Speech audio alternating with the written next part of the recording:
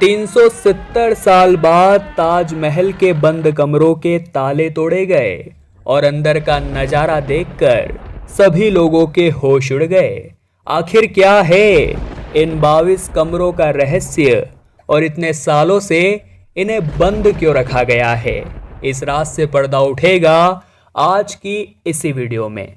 परंतु उससे पहले अगर आप भी मानते हैं कि ताजमहल एक तेजो महल है तो इस वीडियो को लाइक करके कमेंट बॉक्स में अपनी प्रतिक्रिया जरूर दें।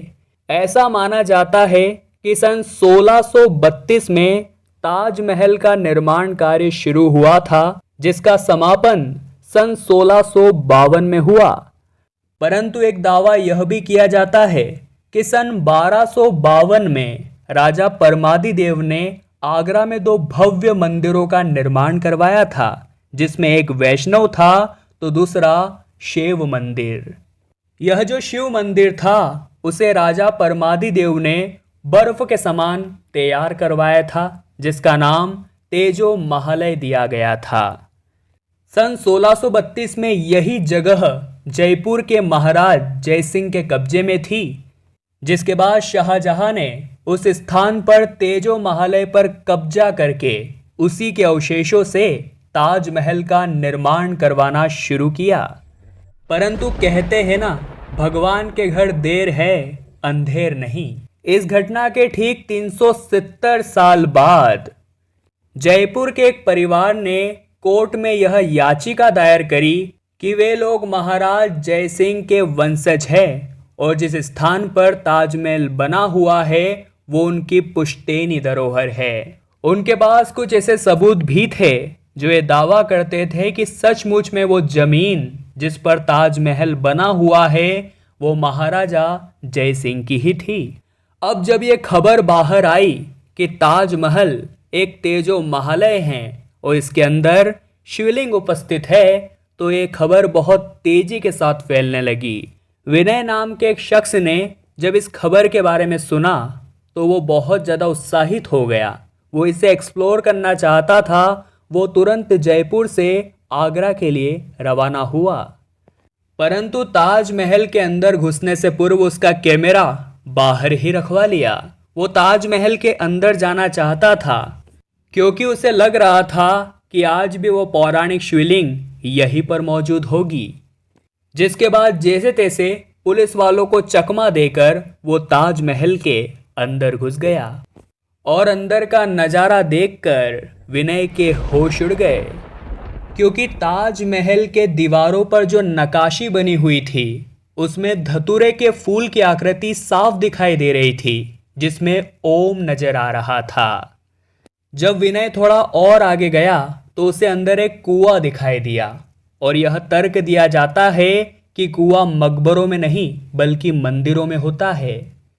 जब वो थोड़ा और आगे गया तो उसने देखा कि वहाँ एक संगमरमर की जाली थी जिसके ऊपर 108 कलश चित्रित थे।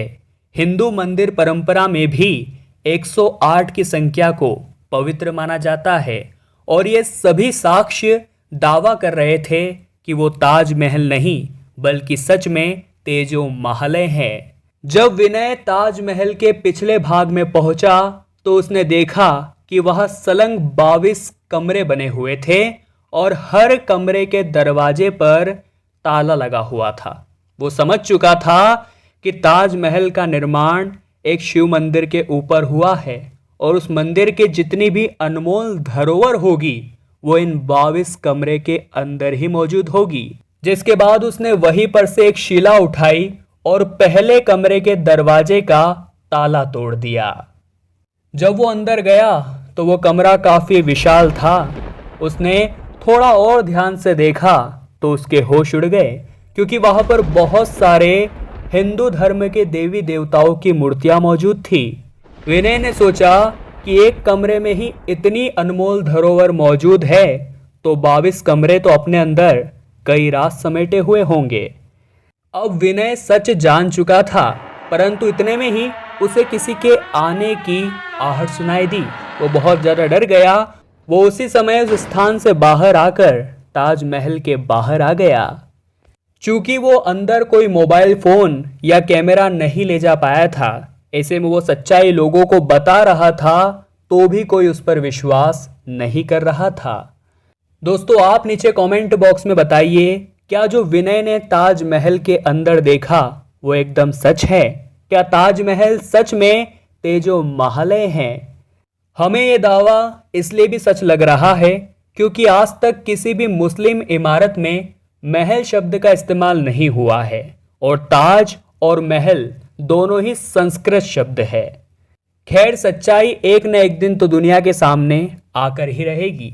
अगर आपको ये वीडियो पसंद आई हो तो लाइक करें, सच्चे शिव भक्त कमेंट बॉक्स में हर हर महादेव लिखें और जल्दी से हमारे चैनल को सब्सक्राइब करके बेल आइकन को प्रेस कर ले ताकि आपको हमेशा ऐसी सत्य चमत्कारी घटनाएं देखने को मिलती रहे।